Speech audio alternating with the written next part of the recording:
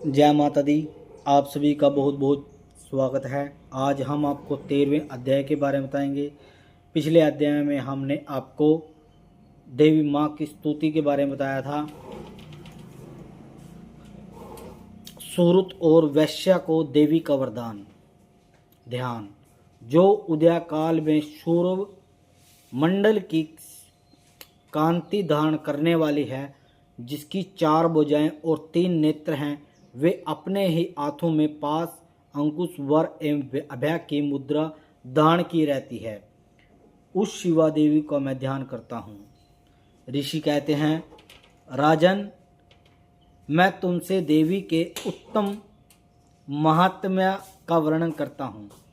जो इस जगत को धारण करती हैं, उस देवी का एक ऐसा प्रभाव है, वे ही विद्या ज्ञान उत्पन्न करती हैं।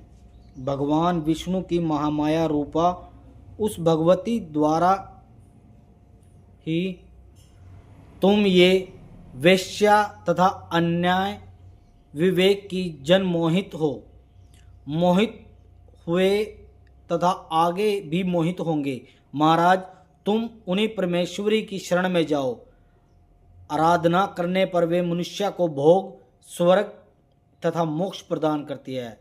मार्कंडेय जी कहते हैं, कोटिज मेघा मनु के वचन सुनकर राजा जी सूर्थ ने उत्तम व्रत पालन करने के लिए महाभाग महर्षि को प्रणाम किया। वे अत्यंत ममता और राज्यापहरण के बहुत खिन्न हो चुके थे। मामू ने इसलिए विरक्त होकर वे राजा तथा वैश्य तत्काल तपस्या को चले गए और जगदम्बा के दर्शन के लिए नदी पर तट पर रहकर तपस्या करने लगे। वे वैश्य उत्तम देवी सूतक का जप करते हुए तपस्या में प्रवृत्त हुए। वे दोनों नदी के निकट पर देवी की मिट्टी की मूर्ति बनाकर पुष्प, धूप और हवन आदि द्वारा उनकी आराधना करने लगे। उन्होंने पहले तो आहार को धीरे धीरे कम किया, फिर बिल्कुल निराहार रहकर देवी में मन ही लगाए एकाग्रता पूर्वक उनका चिंतन आरंभ किया। वे दोनों अपने शरीर से रक्त पोक्षित बलि देते हुए लगातार 3 वर्षों तक संयम पूर्वक आराधना करते रहे।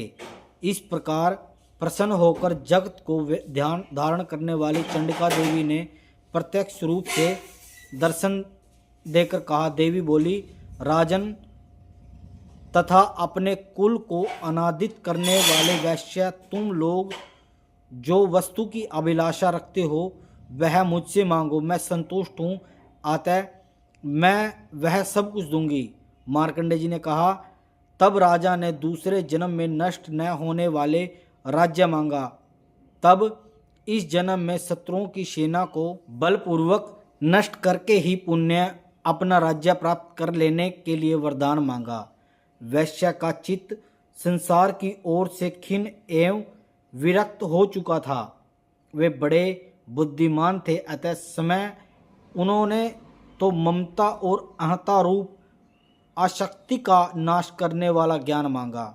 देवी बोली, राजन, तुम थोड़े ही दिनों में शत्रुओं को मारकर अपना राज्य प्राप्त कर लोगे। अब वहाँ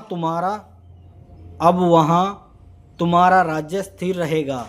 फिर मृत्यु के पश्चात तुम भगवान विश्ववान के अंश में जन्म लेकर इस पृथ्वी पर सावर्णिक मनु के नाम से विख्यात हो जाओगे। वैश्वर्या, तुमने ही जिस वर को मुझसे प्राप्त करने की इच्छा की है, उसे देती कहते हूँ। मुझे तुम्हें मोक्ष के लिए ज्ञान प्राप्त होगा। मार्कंडेय जी कहते हैं, इस प्रकार उन दोनों को मनोवांछित वरदान देकर तथा उनके द्वारा भक्तिपूर्वक अपनी स्तुति सुनकर देवी अंबिका तत्काल अंतर्ध्यान हो गई। इस तरह देवी ने वरदान पाकर क्षत्रिय क्षैरिय सूर्य से जन्म ले सावर्णिक नामक मनु होंगे। इस प्रकार श्री मार्कंडेय जी पुराण में सावर्णिक मनवंतर कथा अंतर्गत देवी महात्म्य में सूरत और वैश्य को वरदान नामक 13वां अध्याय पूरा हुआ। जय माता दी, जय माता दी।